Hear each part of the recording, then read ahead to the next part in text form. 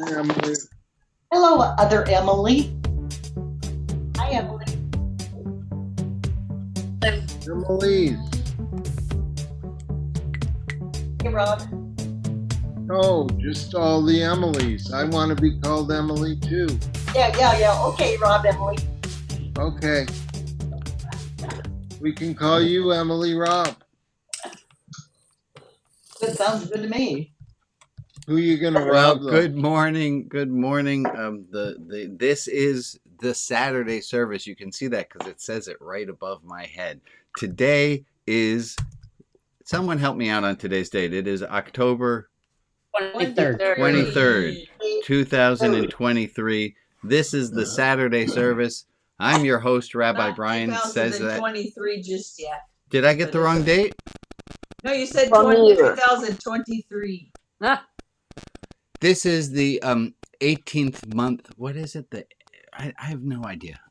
I'm off. Okay, this is the date. That's all we need to know. And here are my friends who are here. You're good. My friends who are here to say hello. So everyone who's on Zoom, if you would wave to all the people who are watching afterwards.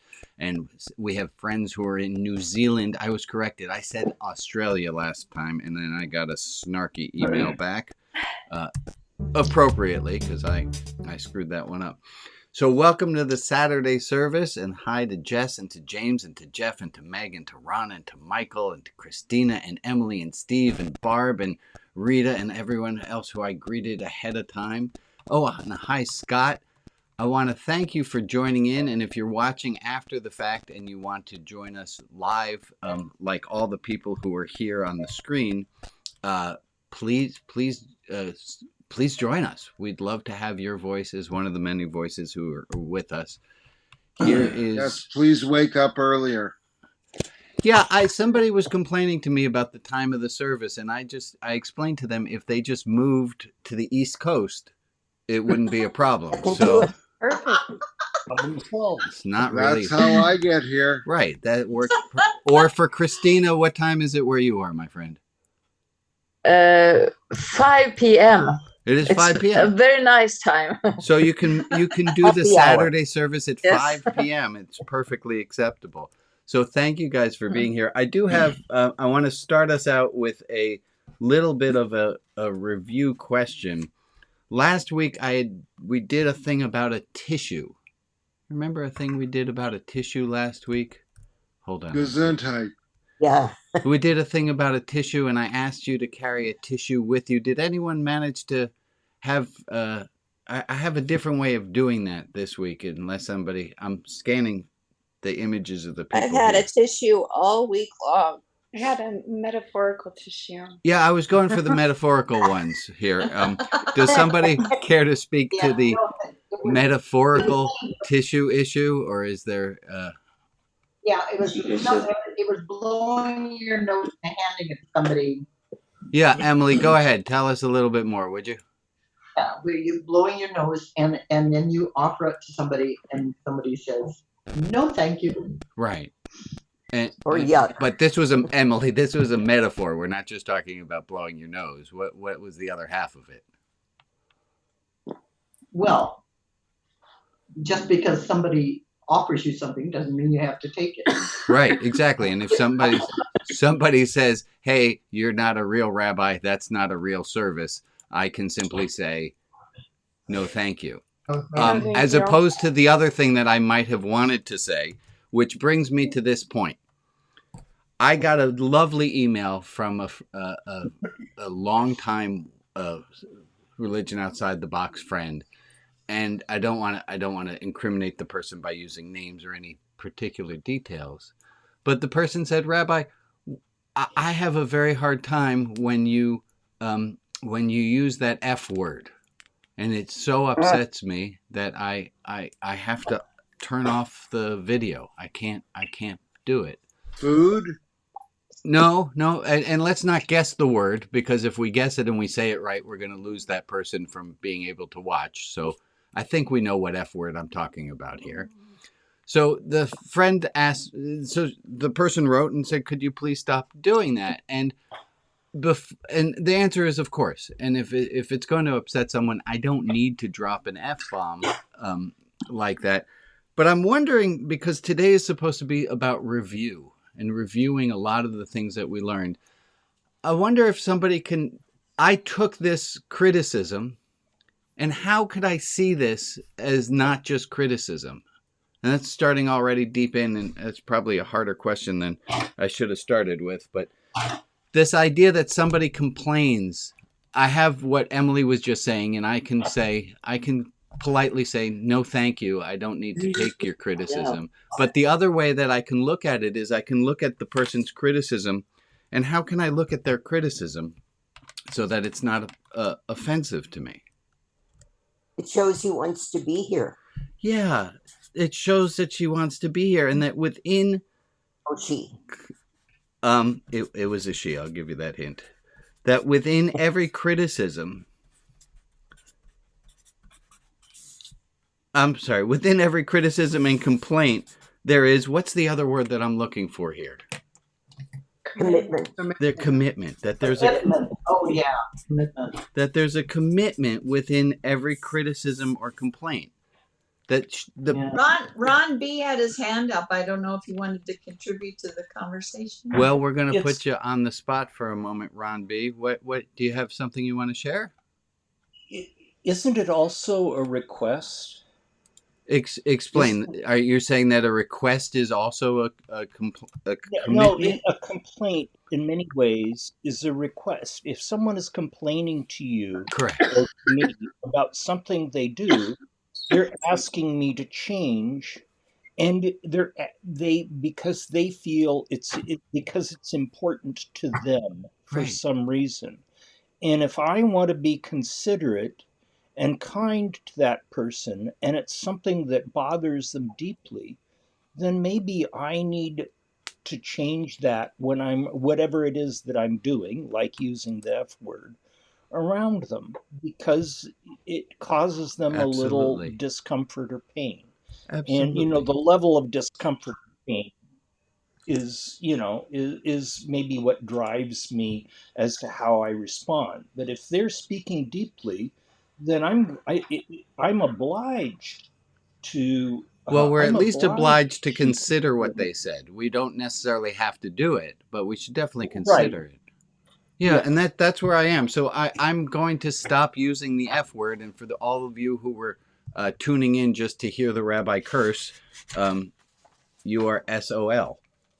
So I just did it with letters there. I like that. What if you like that word? See, you're allowed to say any words that you want, Emily. You can do any words that you want. I just am taking it as I chose to make this choice. And if somebody sends me an email that says, Rabbi, I don't want to come to your services anymore because you stopped using this word, I'll get back to you next week and tell you how I handle that. Okay. I will help me feel comfortable.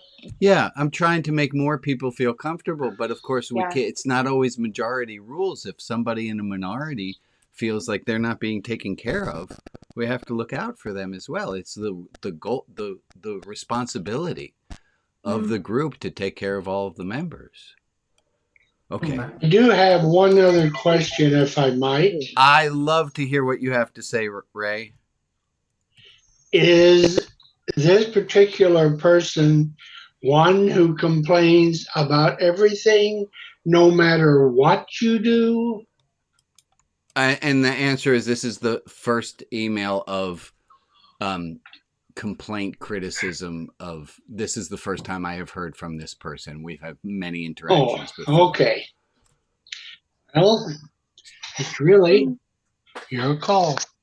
And whatever it is, we'll be there for you. Appreciate it, Ray. And thank you. Okay, so I was going to make a point with all of that about so not taking it personally. That was the part where I was getting at. And I wanted to teach you guys 4 letters that I think you already know. And our friend Lee, who usually does the transcription, is not here. And I think, I don't know why this one reminds me of Lee so much. But here's the 4 letters.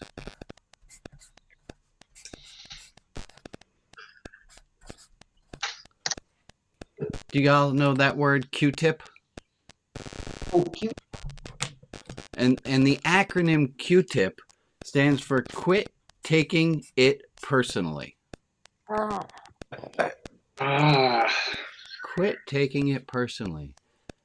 And I heard this story from my Buddhist teacher, Nagi, the man who introduced me to James, and he taught this technique, Q-tip, to a bunch of women in a jail.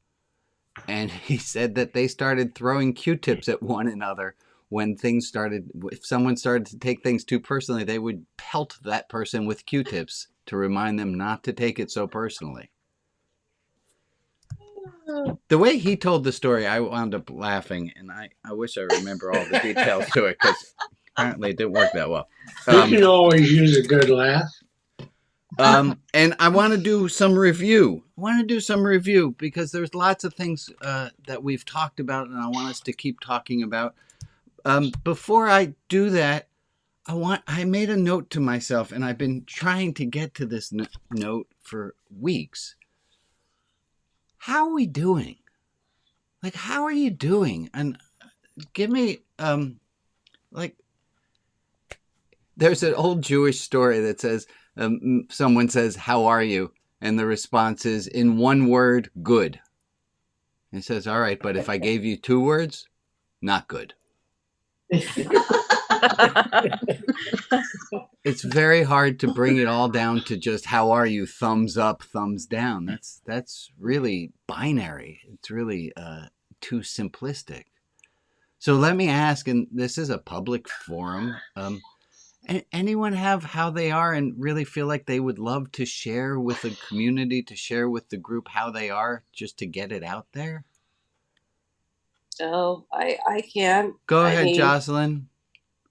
We've had 6 obviously go through the house and have all tested negative, fortunately. So it's just rhinovirus, but I'm a week late on my MBA paper, and that's just stressed me out like constantly. But fortunately, my professor is really understanding, so I'm very fortunate with that one.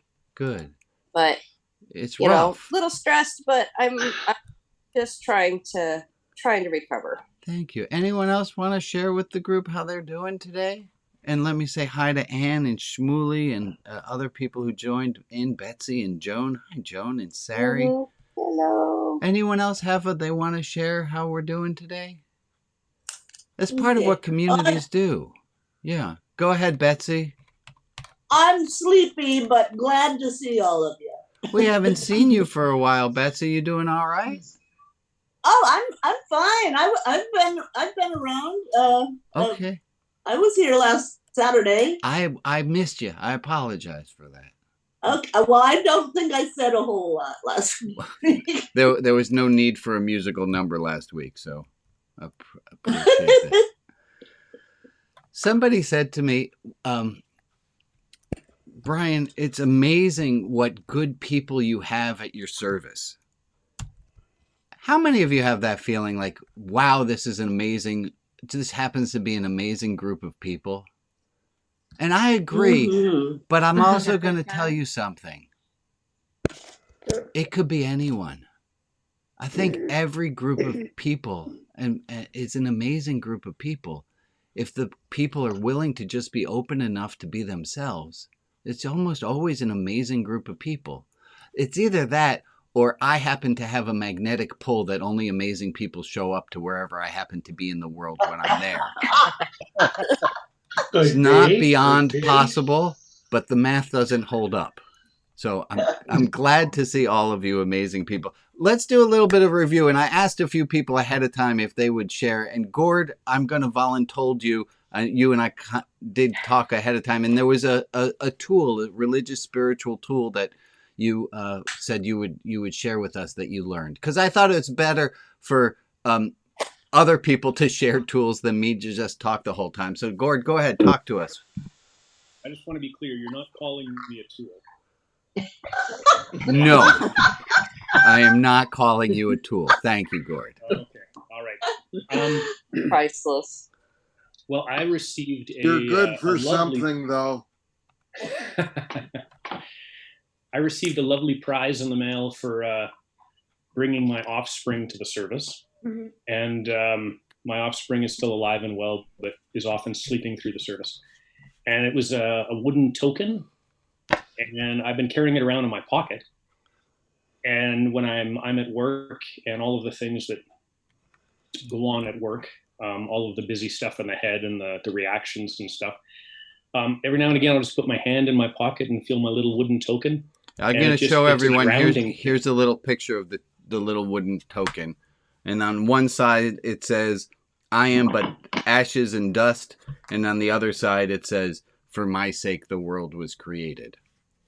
So talk to us a little bit more about that, Gord. How does having I am nothing and I am everything in your pocket a helpful thing for you? Well, I love the paradox, Yeah. That idea that I am completely insignificant, but I'm also very significant. You know, this is all for me, and I should appreciate the beauty that's around me. And I probably shouldn't take myself too seriously because I'm dust. Amen. Amen. I think this we haven't done for a long while, but this would be a really good time, I think, to do like snaps, like it's poetry. So if you do that. That is important. Can I make one more comment, Brad? Yeah, please. Just the nature of life. I'm in all sorts of different groups, and the person who is facilitating the group contributes enormously to the atmosphere and whether people feel comfortable being vulnerable. Yeah. We have a new boss at work who creates that atmosphere, and it's amazing. Yeah. And you create this atmosphere here, so I know you're a humble guy, but what you do has allowed us to be so safe together. Well, I thank you. I thank you, Gord. And please, if you could mention more about my modesty. Okay. Okay, I'm going to call myself out on that one. I'm going to call myself out on that because I deflected. What I just did was I deflected the compliment. And hey, I'd call you out on it. I'm going to call myself out on it. I thank you, Gord. I truly am doing nothing more than just being myself. And the fact that and I see it and I know what it is the fact that I'm comfortable being myself and that I can make a mistake in front of you all and not be embarrassed gives everyone the permission to do the same. Indeed. And all I am is human, and all I do is try to love, and that's it. And it's amazing. There's a wonderful comment in the chat. It says, it's an amazing group. I love seeing and hearing from an entire group where I know no one but Brian. Yeah. It expands my awareness of the world. Thank you. Yeah.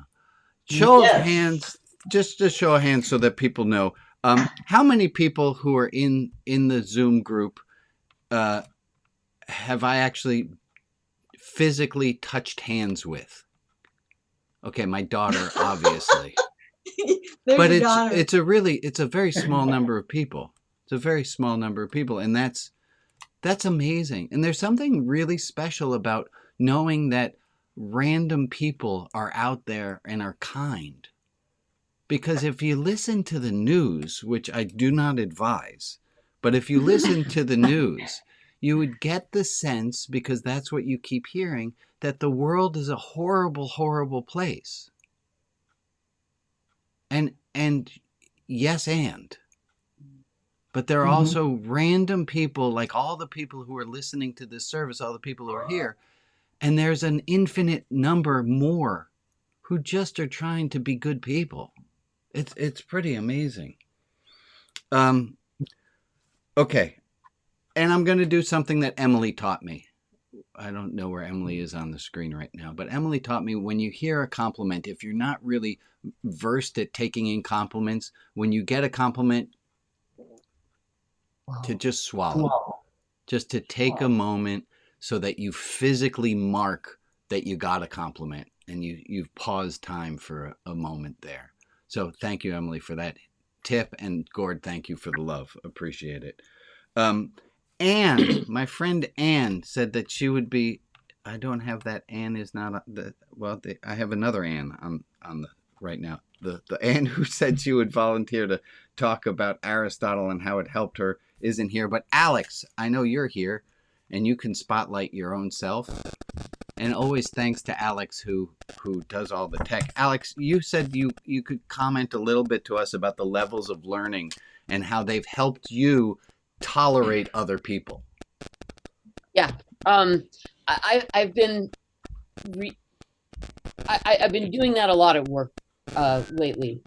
We've hired a junior guy about a year ago, and he was a really junior guy, and he was really green, and he's learned a lot.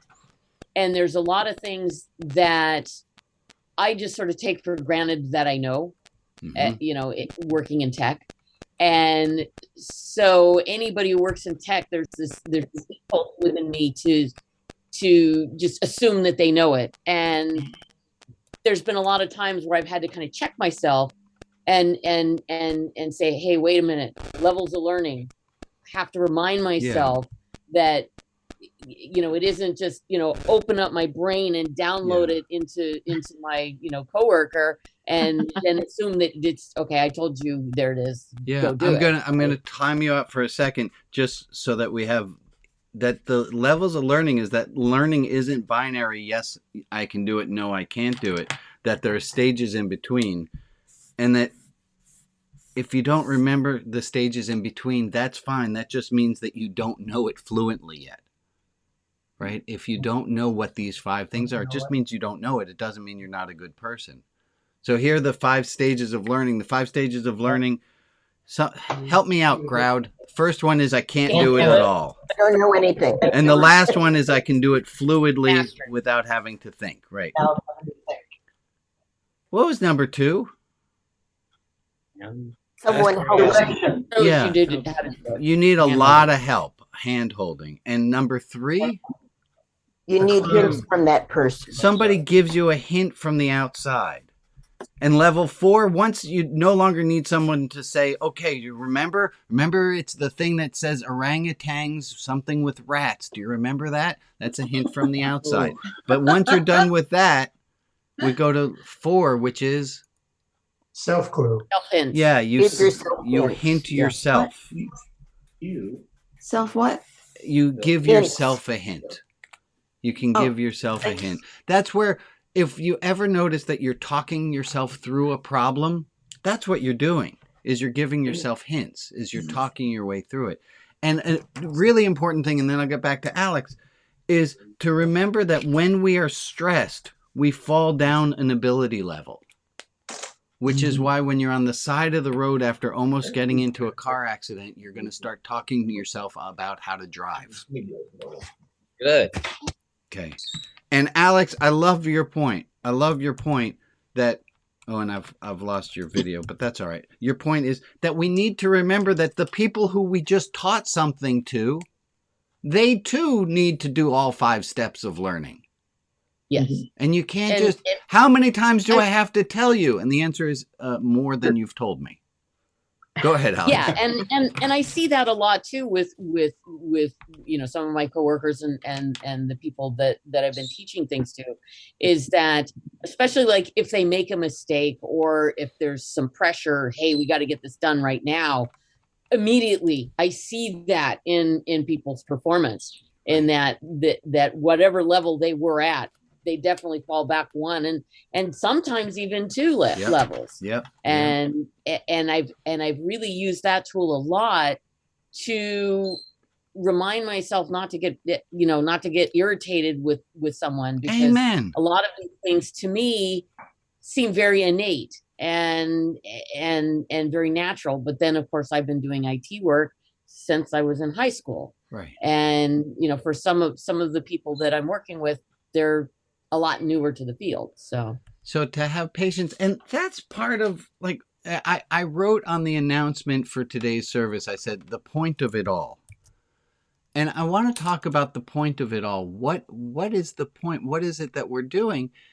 And it's what Alex just said. It's not getting mad at the person who didn't understand your instruction, because getting mad at them helps nothing. Instead, being patient and being loving and giving and No one means to be not learning things as fast as they wish they could. And to be patient and kind, that's the point. In a little bit, we're going to go to small groups and talk a little bit more about that. But I want to see, of the people who are on the screen, and there's more pages of people, and if I can't see you, please raise your electronic hand or put something in the chat so I know. Is there another tool that we've done? I know, Joe, you were going to talk about dump in, comfort in, dump out. You willing to talk about that? We didn't talk about that very much, but I know it was something that meant something to you. So can you tell people about this tool and what it's meant for you? Okay, so the idea is that you can be selective about who you share when you're hurting or when you're going through a difficult time. And if you remember the diagram, it's like circles. I'm going to make a diagram right now for everyone. So here are the circles. Okay. And here in the very center is the epicenter. That's where the problem is. That's where the grief is. That's where and then here are the people who are married to that person, or and here might be their co-workers. And here might be the people who live in the neighborhood. And it's just going to keep going out, epicenter growing out, going out, going out. Go ahead, Joe. Keep talking to us. Okay, so the idea is that I can dump out, and however that is, writing or talking or crying, but I use the trusted people to dump my stuff out. But I also make a very important decision to only let the people in that will comfort and understand the situation, to protect myself. It is a violation, and anyone who's on the outside, so the coworker can complain to the person in the neighborhood about the thing that happened, and the family member can complain to a coworker. But the violation of this, and to be careful and watch when it happens, is when somebody on the outside tries to make it about them. And they break the rule and they try to get comfort from someone who is closer into where the center is. And Joe, I think you're absolutely spot on, is for us to remember that we don't need to. We can say no thank you. We don't have to take care of someone if we're closer into the problem. What an important thing. Thank you for sharing that again, Joe. You're welcome. Jess, your face just showed up on the screen. I don't know if that meant you wanted to share something or your face just showed up on the screen. I was taking a drink. Okay. Good. Thanks for inviting me. Ray, where's my buddy Ray on the screen? Ray, you were on a moment ago. Ray, you said you would be willing to talk a little bit about words. Can you share with us? There you are, Ray. Ray, you are muted, though, so as fine as your words are, they are not coming through yet. Yeah, okay.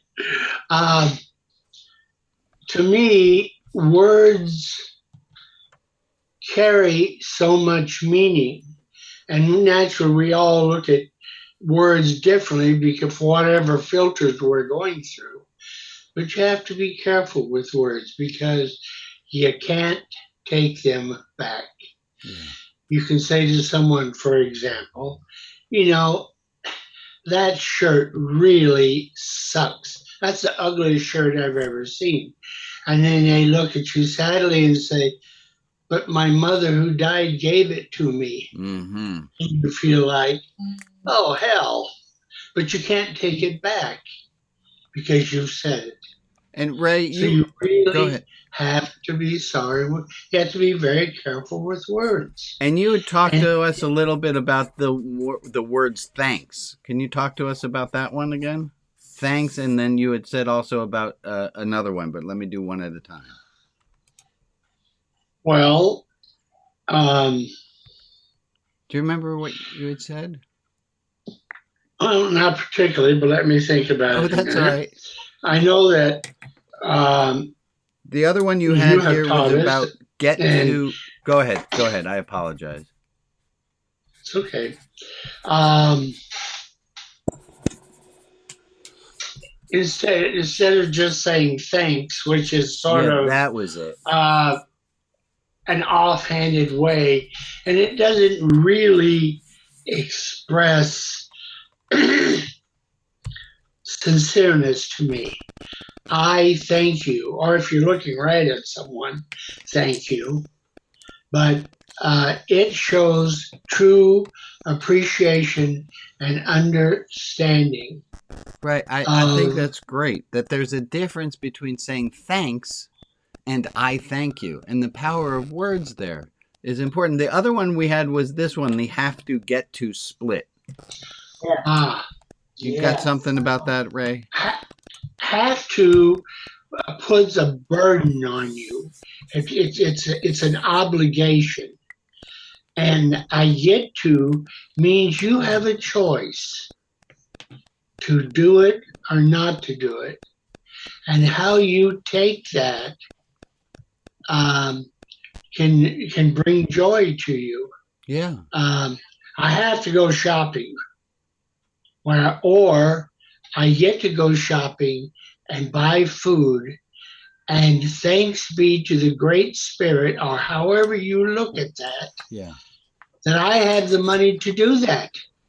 And this is such an important thing, and this goes to the point of all of this is just and look, I don't have to change the words, and I don't have to stop cursing. I could continue to curse, but I know that I can change the words that I say. And I don't have to say things. I get to say things. I can change I have to go to the hardware store to I get to go to the hardware store. And anything that we're doing where we make a small change, we have the ability to change our whole life. We can live in a better world simply if we change the voice that's up here in our head by changing the vocabulary. That's really powerful. That's really amazing. That's what we're here to do. I love that. Thank you, Emily. I love that get. I get to even things that I hate having to do. When I say get, I like it. I used that a lot this week, and it was really helpful. Do you have an example of it, Jess, or just the general comment? I can give an example. Yeah, please do. Hold on 1 second. I'm going to try to spotlight you so we can see some more of you. Go ahead. Thank you. I have a very difficult drive that I have to make periodically. It's very stressful on many levels, and it gets more stressful over the cold weather coming. But it gives me freedom in my life that I wouldn't have otherwise. So rather than, I always dread it, but rather than looking at it as a have to, I looked at it as a get to, and it really reframed for me, what else that gives me in my life.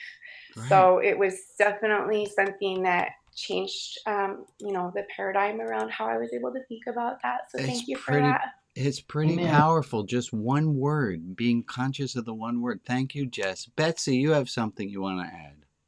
Well, I had a comment on the words thank you. Go ahead. And I'm thinking of the Native American community that I've been into, this one spiritual circle, the CCWIS Sacred Breath of the Creator thing, is that they have a word for thank you, which is haichka. And there's another word, ihaichka, is a sacred thank you. So to really, it's sort of a namaste kind of. Yeah, instead of just mouthing off the word. If anybody would like, please press the number 8. I don't know what that was, but I heard that. Yes, thank you, Betsy, for saying we can change the thank you, and really you can. This is going to sound like woo-woo spiritual mumbo jumbo, but you can actually have the thanks come from a deeper place. How cool is that? Thank you, Betsy. Bob, you have a comment. Go ahead, my friend. Yes. What about I need to? You need to what? Well, in the sense of I have to or I get to. What about I need to? So you need to go to the bathroom. You need to eat. Not yet. So could you, what could you say instead of I need to? Could you not change it to I get to? Well, I could say I get to go out and work in the yard, or that means I get to do that. But I might need look at it and I say I need to go out and do this. Well, I think it depends if Rita told you have to do it or not. No comment on that. Is she immediately on your side there? Because I don't want to mess anything up. Yes, you're correct. No comment. Okay. You get to sit next to Rita, which is fantastic. Thank you, Bob. I want us to go. Can you see Shmuley's hand? No, I didn't see Julie's hand. Okay, Shmuley had his hand up. Go, Shmuley. Thank you, Bob. Hey, how you doing, guys? Good. I guess that need to has to do more with life and death situations. I mean, I need to eat, I need to sleep. Those are situations that if you don't do them, I mean, you're gonna perish, or somebody's gonna perish. You're right. Well, I do get think, to it's something you decide to do. I do think we can. Thank you, Shmuley. They are needs, but we can still be thankful that we can complete those needs. I need to cook dinner. I get to cook dinner. Yeah. There's a difference. How about I need to get outside more because my soul craves. I need right. Yeah. Right. That's a spiritual life or death situation.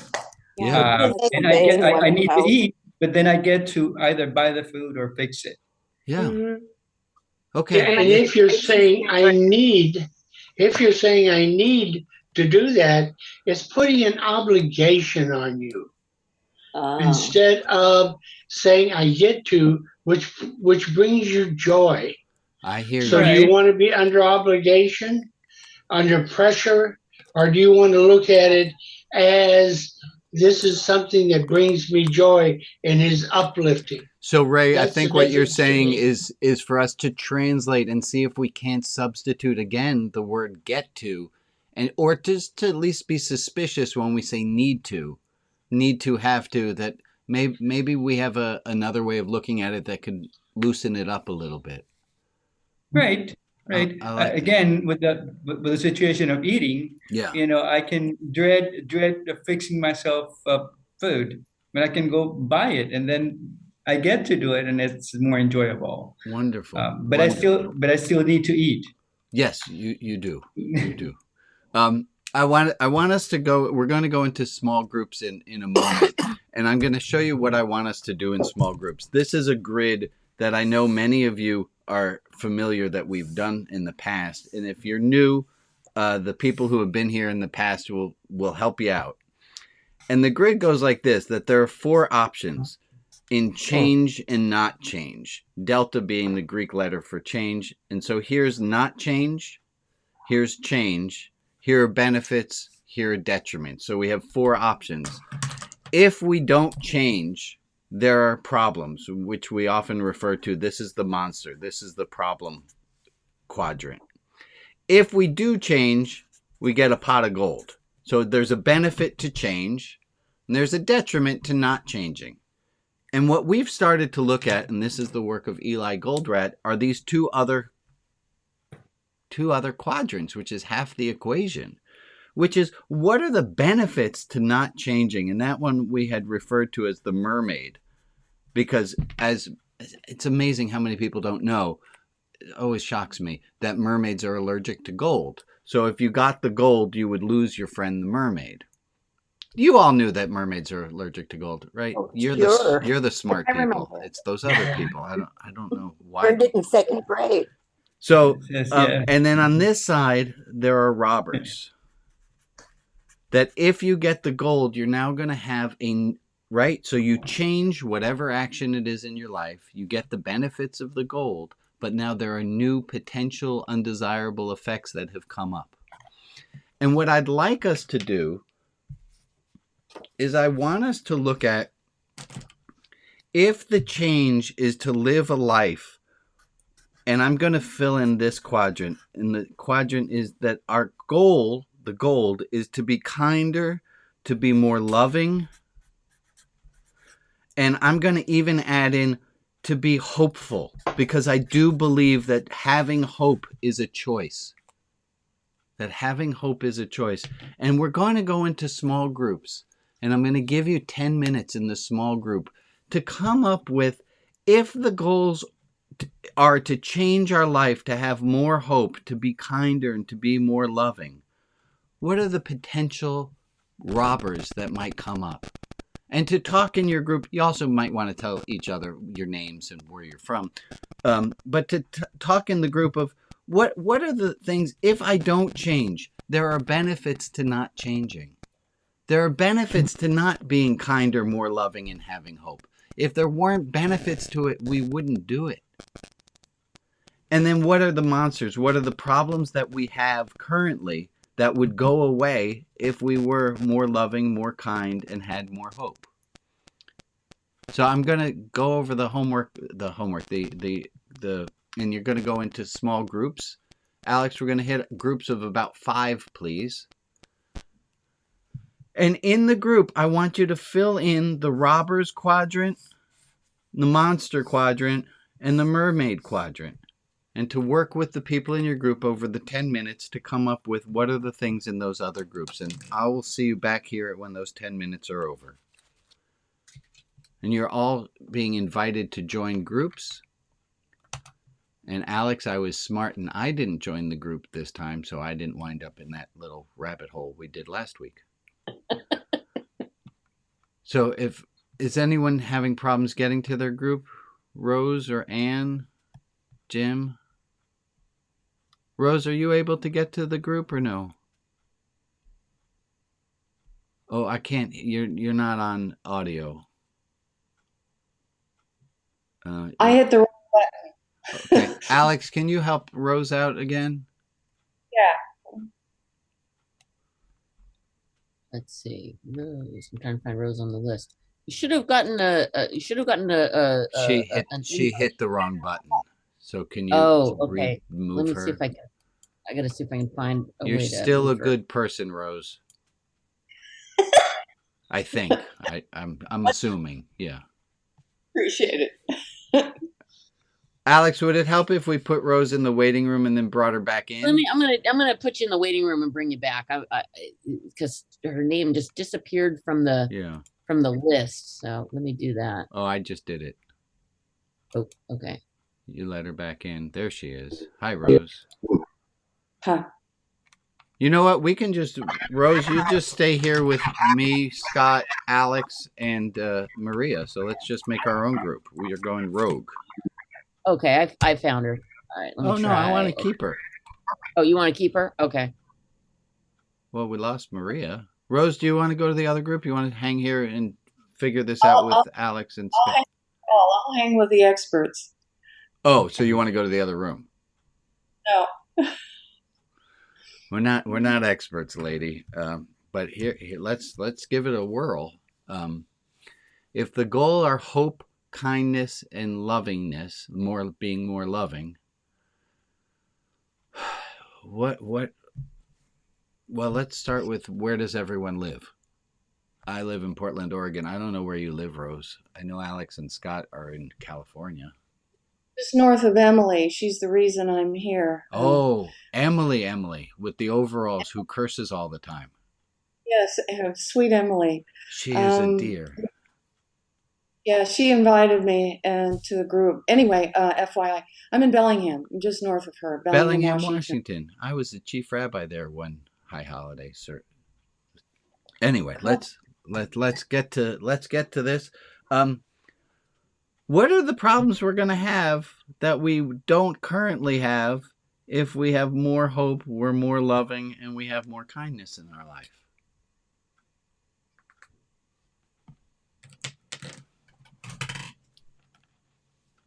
What do you got, Scott? I see your lips starting to move. I've been thinking about this diet we're doing, and the good thing would be we lose weight and we're healthier. Yeah. But the bad thing is, like, it sucks. It's depressing. Yeah. And And how about if you tomorrow started being kinder to everyone? Hi, Maria. If you started being kinder to everyone who you interacted with, what problem do you think you would have that you don't currently have? Probably have to deal with people's problems that, maybe I'm not really was up and prepared to take into my life. People might dump their problems onto you. Yeah, I guess that sounds selfish, but No. It's totally. We're full permission to be selfish and to just come up like, yeah. Who wants to deal with other people's problems? If I'm kinder, more loving, more hopeful, people might dump on me more. I like that. Yeah. I mean, I don't like that, but I get it. Maria, you got anything? Rose? Alex? If you're more loving, more hopeful, more kind, we would embarrassing, but it takes me psychological energy sometimes to be kind to others. So Yeah. You might be more psychologically tired. It's tiring. It's right. So it's easier. It's easier to be lazy and not hopeful. I totally like that. Good one. Be disappointed. Oh, help me out. So you might get disappointed because if I'm more loving, hopeful, and kind, I'm going to see that fewer people are, and I'm going to wind up disappointed. Oh, shit. Yeah, you're right. All right. Maria? I'm waiting for the mermaid. Okay, shoot. What's a mermaid? So one of the reasons I'm not hopeful, kind, and loving is because I currently get to do this. Well, it feels good. I get my righteous indignation. Oh, shit. Did we have a problem with that one? Yeah. I didn't use the F word, though. Righteous indignation. We get righteous indignation. Right. I get to feel morally superior. Wait, is that it? And do I have it right there? If I become hopeful, loving, and kind, I'm no longer allowed to be, judgy. Oh, yeah, that totally sucks. Is that what you're getting at, Maria? Yes. You don't get to be judgy. And Jane always says about the warm ooze of judgment. Like it just feels like a nice warm blanket. I mean, we know it's wrong, but it's awesome. Yeah, feels good. Yeah. Other things? What are other things that if I'm hopeful, loving, and kind, I'm not going to be able to do anymore?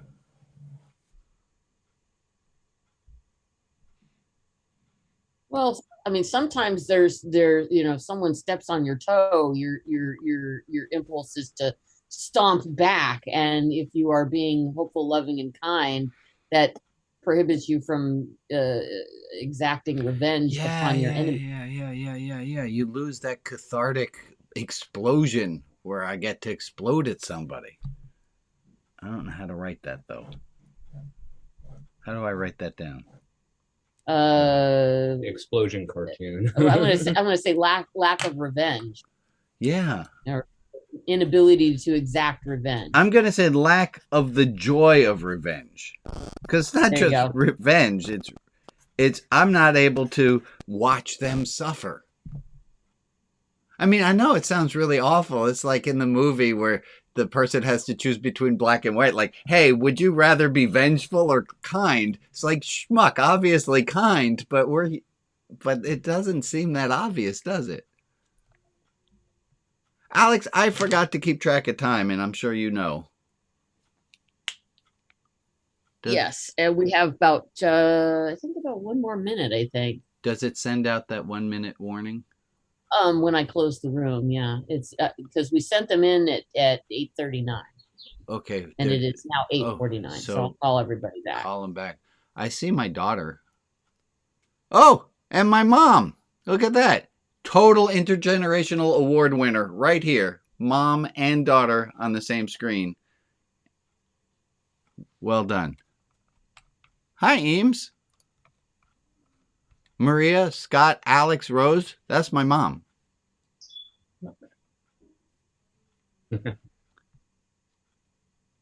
Mom, you're muted, so we can't hear you. But that. Oh, that's okay. Now I am or not? No, now we can hear you. Words of wisdom. Good morning. Good morning. Good morning. How'd All the you way sleep? from All right? Yeah. See, we haven't seen each other yet. No, I came downstairs to set up for this. Good. Annie, were you part of a small group or no? No. Did you just get here? No. Okay. Well, wonderful. Here comes the crowd. The crowd. We're back. Well, wonderful. Welcome back, everybody. Welcome back. And let me take a moment to thank Joe for moderating the chat and to thank Alex for all the tech help that Alex is always doing. Okay. And to thank all of you for showing up. I win the Intergenerational Award today, so I just need everyone to know, because if you look on your screen, you will see that is my mom and my daughter at the same place at the same time. And the Intergenerational Award today is we get to go to the hardware store. Smile, Annie. Yeah, Annie looks thrilled to go to the hardware. Just thrilled. Wait, Annie, is that not? It's not. Wait. Did you want wooden coins instead? Yes, please. All right, but that does remind us that next week for anybody who would like, next week is Intergenerational last. Is that the last one of the month? Yeah, it's the last week of the month, and that's where bring somebody in your family. You know what? We'll even take cousins. Why not? Let's take cousins. Let's expand it out that way. So we'll go. I've been trying to get my niece to join up. Yeah. Do they have to stay the whole time? See, I might not be able to get them to stay the whole time. I don't really know the rules to this. I'm kind of making some of it. I don't know how many of you know this, but I'm kind of making stuff up a lot. Okay. Emily brings Bernie Sanders quite often. That is true. He's in the closet still. He's very So I know that about him. let me bring our focus back. What did we come up with for if we are to be more loving, more kind, and have more hope in the world? If we're to be these people that, at least on paper, it would seem like we would want to be, if we were to have more hope, to have more love, and to be more kind, what did you guys come up with as some of the possible detriments to doing so? So if we change, we become more loving, more kind, more hopeful. But we now have the problem of, what'd you come up with? Disappointment. That we might wind up more disappointed. Okay. What else did you come up with? Hope you have to being considered a Pollyanna and not taken seriously. Oh yeah, that's a big one. People might think that we're flighty. Hopeless. Say it again, Rob. Hopeless. Wait. If we change to have more hope, to be more loving and kind, one of the problems is we're going to have less hope? I don't understand that. Oh, I thought you were saying if we change to become more... Sorry, forget it. No worries. Somebody have another robber if we have more Brian? hope? Yeah, go ahead, Hugh. The increased vulnerability would lead to possibly more hurt. Yeah, we might wind up hurt by people. They might turn us into more vulnerable and get a little bit more hurt. Okay, let's look at this one. What are some of the good things that we have right now that we would be losing? If we were to, I'm not saying anyone should. I mean, what kind of rabbi would I be if I told you to be more hopeful, more loving, and more kind? That sounds ridiculous. I don't want you to do that, because if you did that, you would no longer... So one of the things our group said was that you're taking a path into the unknown. Oh, wait, where are you? Okay, so I'm going to put that back up here. That it's scary. I'm going to put that back. up with the other ones that it's scary to do. That's a definite new negative. Judgmental. Oh, we don't get to be judgmental. Yeah. Yeah. Joan in our group, Joan suggested that we wouldn't be able to get our way because we wouldn't be stepping on people. Yeah, we won't win as much. I mean, obviously we're playing the wrong game, but we won't win as much. Yeah. What else? Ray, you have something? In my group, there was one of the things you'd lose is growth. There'd be no growth. You'd be stuck. If you become Down more on the hopeful, bottom. more loving, more kind, say it again, Ray. I'm Yeah. not following that. Well, down on the what you'd lose if you didn't change. Yes. Would be no growth. Oh. So that's a problem. You just stay the same. You're stuck. I like stuck. Okay, keep going. What are other mermaids, or what are other mermaids? What are other things we won't be able to do because we leave today being kinder, being more loving, and having folks? I mean, I've listened to the news. It sounds hopeless. What am I going to lose? I'm going to lose. I'm going to have what I have right now that I enjoy is I have a community of ne'er-do-wells. Right. We all get together around the water cooler and we talk about how effed everything is. That's a big one. Yeah, I won't be able to bitch as much. Yeah, you won't be able to bitch as much. You would lose your self-righteousness. Yeah, and we're not going to get to that quote because I remember how well that went about the moral indignation. But okay, self-righteousness. Okay. That was the closest we have gotten to a mutiny. Certain perspective that you might lose. About the inability to identify toxic relationships. That's one of the things that I noticed is that when you start really caring about yourself and loving and adding more of that to yourself, you start identifying those around you who are more toxic. Yeah, I'm gonna put that in with the communities. We're gonna lose people who we love dearly, but we realize they are toxic for us. Okay, we are running towards. One more? Yeah, go, Jess. I was just going to say that safety you get from not letting people in. Yeah. The opposite of the vulnerability is we're safe. Yes. Okay, this all being said, before we get to what is 9 o'clock where I am, obviously, this is your choice. You can choose the same way I'm choosing not to say the F word anymore in service. You can choose. We all have a choice. The Greek word heresis means choice. And we get the word heretic from that. Isn't that great? To be a heretic is to choose otherwise. I'm going to quote, and then I'm going to stop and get off my soapbox. But Krishnamurti, he said this: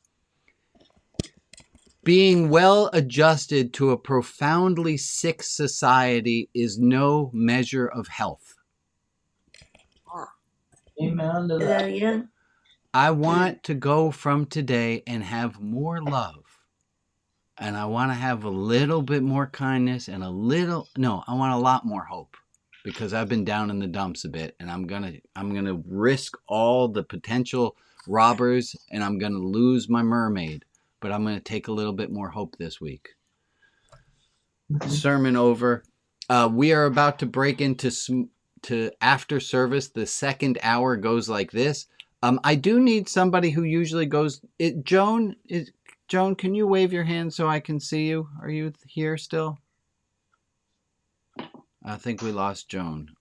Is there someone who usually goes to deep dive who's willing to moderate deep dive today? Because I don't have Alex or Kip.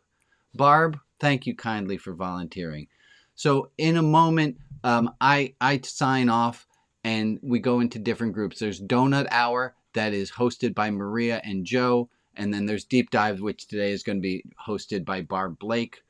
Thank you for doing that. There's also the Wild West room, and there's a poetry room, which sometimes people are just in for a little bit. They bring a poem they wanted to share, and they then dop out to either deep dive or to donuts.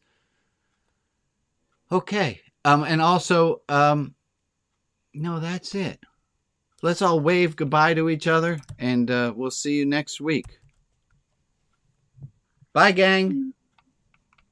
Bye-bye. Bye-bye. Bye. Rabbi. Thank you. Thank you, Rabbi. You're welcome. Bye-bye.